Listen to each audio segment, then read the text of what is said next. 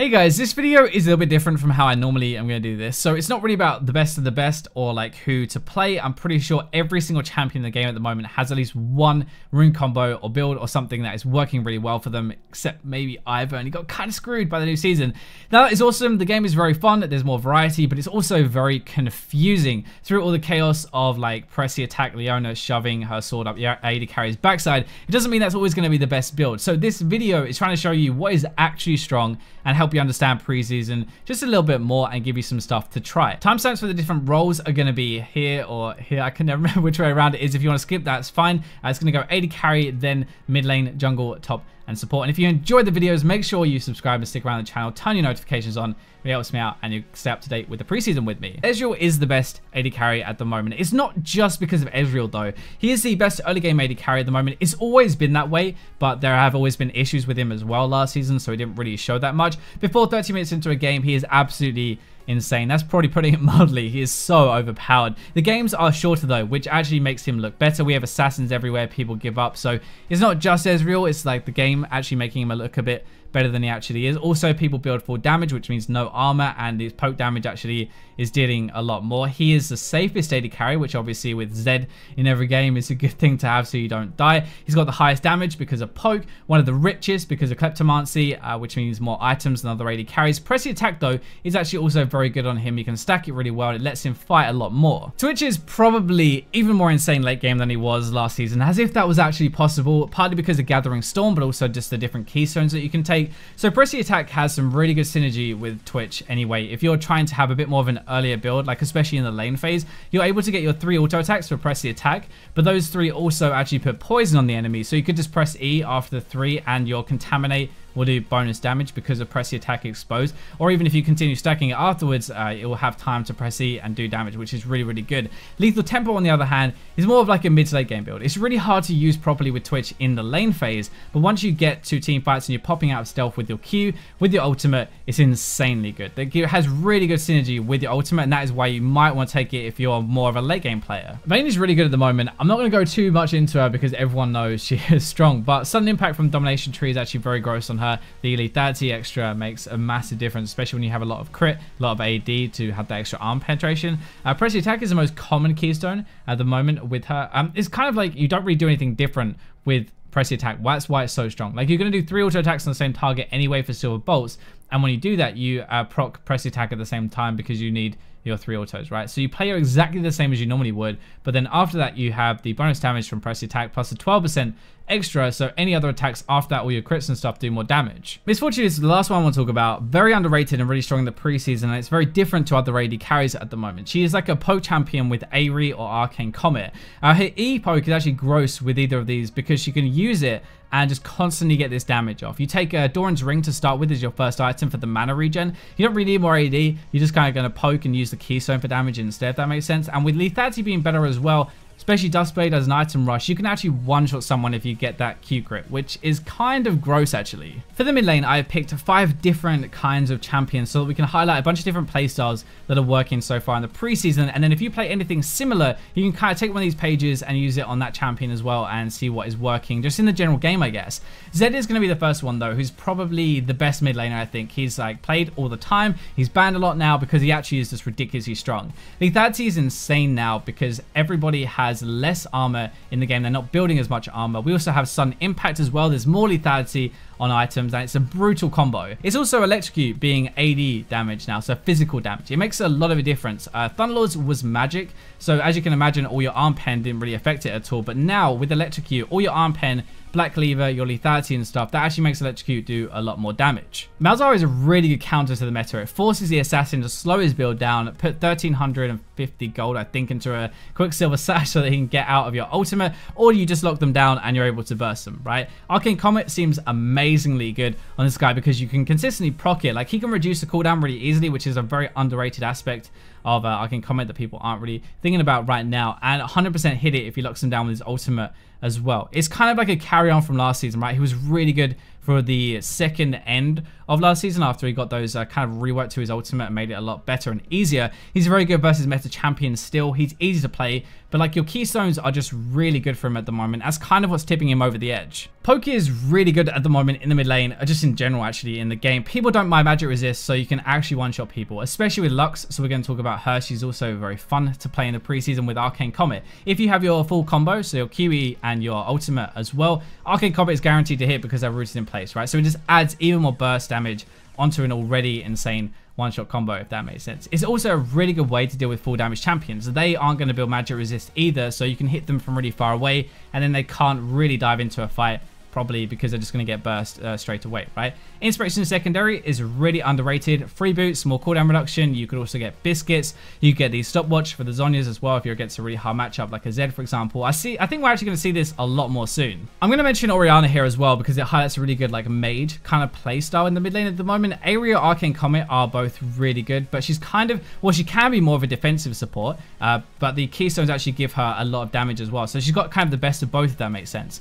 Gathering Storm is disgusting on her and any other scaling mage. Makes her late game so good. You get free cooldown reduction, free mana if she wants that as well. It seems like a lot are going Precision Secondary, which seems weird for a mage, but you have more burst damage and also triumph, so that if people try to fight you, you're able to survive a bit better, hopefully during team fights anyway, if you get that first kill. So finally, Katarina, I'm going to talk about her because it's a bit different. It's not just electrocute. The best early game champion at the moment for the mid lane, I think you can play. It also highlights why roaming champions with high base damage are very good. So Kat doesn't really need that many items to pop off in a game and do a lot of damage. That was the same last season as well because her base damage was so good. That's why you just build penetration and stuff.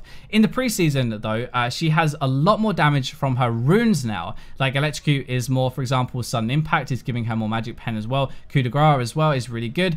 That means that she has high base damage from her kit and items like she did last season, but now she has even more damage for free, just like base damage, I guess, from her runes, which makes it even more deadly early into the game. For the jungle, we have so many good ones, but I'm going to kind of group some playstyles, runes, and champions together. So Xin Zhao and Press the Attack, both of these. Press the Attack is very good on some junglers, especially duelist ones, because if you ever find somebody 1v1 alone, you're probably going to win that, as long as you can survive the electrocute burst, but especially mid-game onwards. Also, your ganks are going to be really good because a 12% bonus extra damage is going to apply to your laner. So there's a higher chance that you're going to kill somebody because your laner is doing more damage from your keystone. Also, Xin Zhao, as the one I picked for this, is perfect with it. He stacks it very quickly so he can actually get the bonus damage very fast into a fight, has continuous damage and a lot of burst at the same time. Kha'Zix and Electrocute. So Electrocute is obviously nuts as well. For those who have burst damage anyway, it just makes it that much better this season, which is why it seems so ridiculous. It's good for preseason because everybody else is building full damage. No defense means like you can actually burst people. This keystone is all about the initial burst. If you can burst somebody within a couple of seconds, it's amazing. If not, then there are probably other better options. Kha'Zix is one of the best with this though, because he has insane early game. He has like the isolation damage and burst anyway, and he keeps getting better into the game. He doesn't fall off mid to late game, which means Electrocute is actually still going to be good. With Evelynn and Dark Harvest, she's actually very good with Electrocute as well, so you can kind of mix and match depending on what the game. If you want to end early, Electrocute. If you want to go later, Dark Harvest. It's insane if a game goes past like 35 minutes, really. And that means Eve especially can still one-shot people that late into the game.